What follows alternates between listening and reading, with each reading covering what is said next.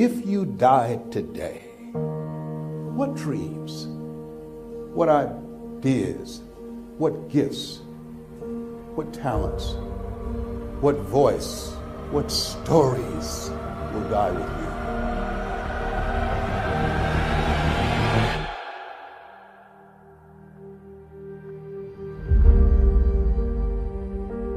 See, a lot of people go to work every day miserable, and all they do is just talk about how miserable they are, but they don't do anything about it. You know that you're deliberately operating below your potential. You've gotten comfortable. You stop expanding. You stop stretching. You stop challenging yourself. It's hard living. Life is hard. So most people don't use their imaginations. Most people don't dream anymore. Why? Because through the conditioning process of life, after so many rejections, see, you know what you can do. You know what you have done, and you also have seen what has been done by others in your environment and by others in your circumstances. Then you look at where you want to go, and what most people do, they do that which they feel they know that can work because they've already done it or they've seen it done. And so they allow their negative history to determine the possibilities for them.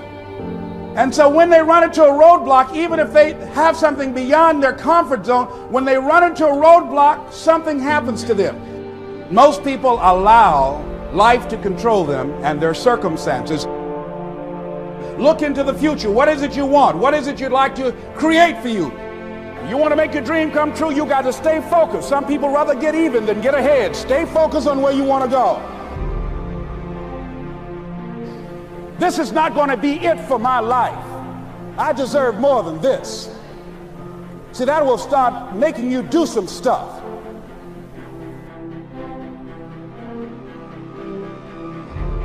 Not only is it possible for you to have your dream, but it's necessary.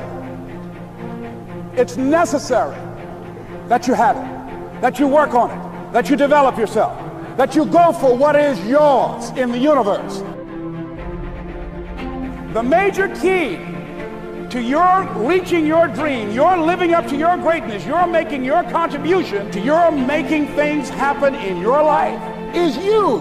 That you've got to take personal responsibility to make it happen. That you make it happen, that you don't give up, that you don't take any objection or disappointment or defeats personally, that you keep on keeping on, that you don't decide that I can't make it because you can't see the light at the end of the tunnel. Live your life with passion, with some drive. You've got to remind yourself that you've got powers within you, talents within you that you haven't even reached for yet. See, whatever dream you got, that dream, that idea, that has been given to you.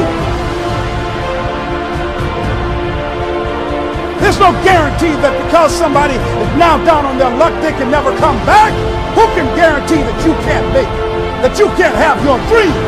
Who can guarantee that you can't do what you want to do? No one can do that. No one can predict that. All we need to do is we look at our dreams. As we get ready to hit the floor, I'm blessed and highly favored.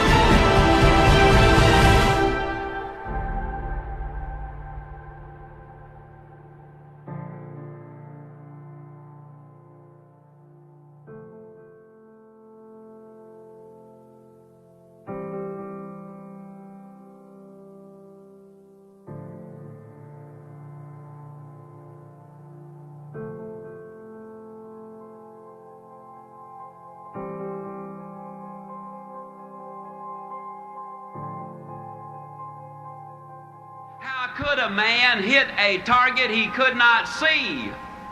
That's a pretty good question. Here's another one. How can you hit a target you do not have? Besides, planes are built for flying. Ships are built for sailing. Houses are built for living. And man, too, was built for purpose. He was designed for accomplishment. He's engineered for success. He's endowed with the seeds of greatness. And the greatest danger we as human beings have is when we do not do anything at all. People today complain of lack of time. It's not lack of time that's the problem, it's the lack of direction. Are you a wandering generality, or are you a meaningful specific? Are you going to work tomorrow because that's what you did yesterday? If that's the reason you're going tomorrow, you won't be as good tomorrow as you were yesterday because you're 2 days older and no closer to the goal you do not have. What about you personally? Have you got your goals laid out? Are you a meaningful specific, or are you a wandering generality?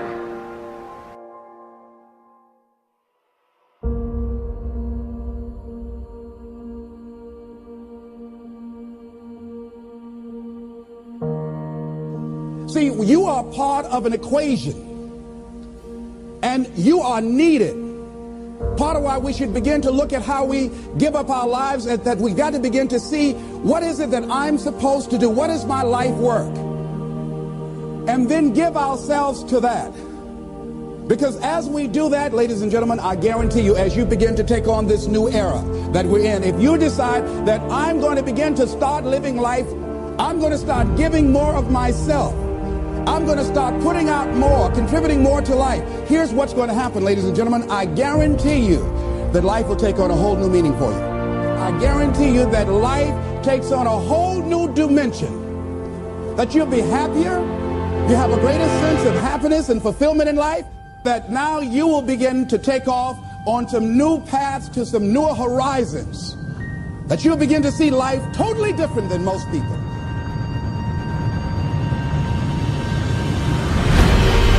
You got to have those long-range goals. And the rule is a simple one. You go as far as you can see. And when you get there, you'll always be able to see further.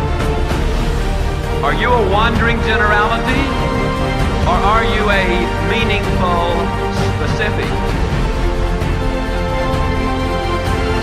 And most of us go through life because we're not using that which we've been given, that we are punished, that we're going through life getting up in the morning with no reason to get up. There's a scripture, when I heard it, I couldn't understand it. I say, how cold? He that hath shall get, and he that hath not, even that he has shall be taken away. He that hath a generous view of life, he that has courage, he that hath initiative, he that hath resourcefulness. I say it with all of my heart. I know in my mind that man was designed for accomplishment, that he's engineered for success, that he is endowed with the seeds of greatness.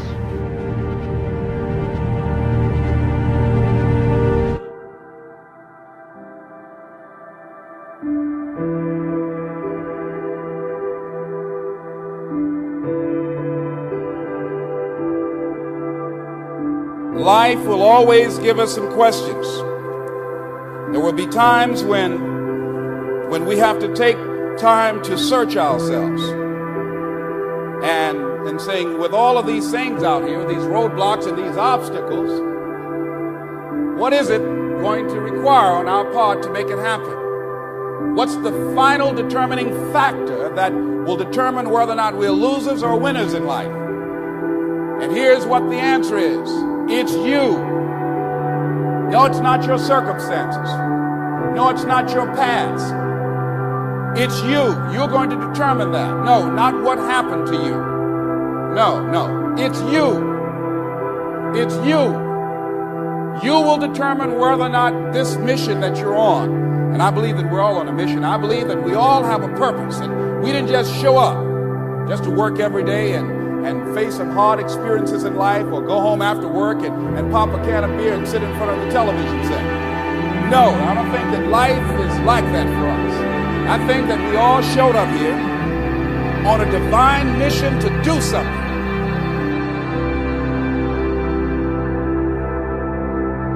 See, all of us have to begin to work to overcome certain things that we have picked up along the way in life.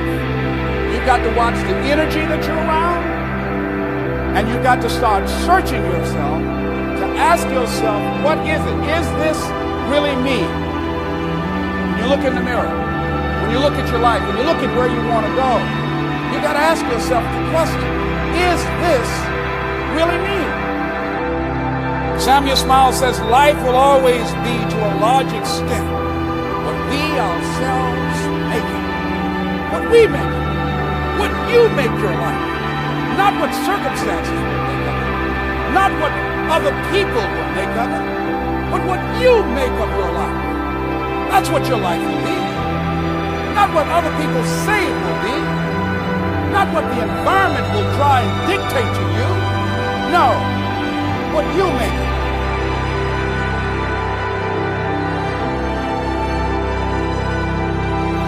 Live now. A common consciousness to keep people from living up to their true potential. Here's something that we must begin to realize and acknowledge. We were all created to be winners. All of us. How can you prove that? We can prove it by our consciousness, just by our subconscious mind. We were destined, we were born to be winners. We have been endowed with greatness. And I think the challenge is to begin to become in alignment with who we truly are and work diligently to manifest our greatness. And I'll give you an example that all of us do that demonstrate this. If you ever dream, whenever I had any dreams, I've never been an athlete before, but anytime I have any kind of dream about sports or movies or anything, I'm always the star. A friend of mine, she did her father's eulogy, and people were amazed at her, how they knew that she was Daddy's little girl. They knew that they were very close, inseparable. And I asked her, how did you handle that? How did you do that? Because everybody knew that that was not only her father, but her closest friend. And she said that the day that he died, she said she was in his room and she was talking to him. You know, she said, Daddy, I love you, but I'm a big girl, and as much as I want you to be here, I want you to do what you want to do. But I must tell you, Daddy, I love you and I'm going to miss you. And I'm afraid of thinking of life without you. And she said her father started moving his lips and he couldn't speak too loud, and she got closer and he said to her, you're going to be all right. You're going to be all right. And she said that gave her the look in his eyes.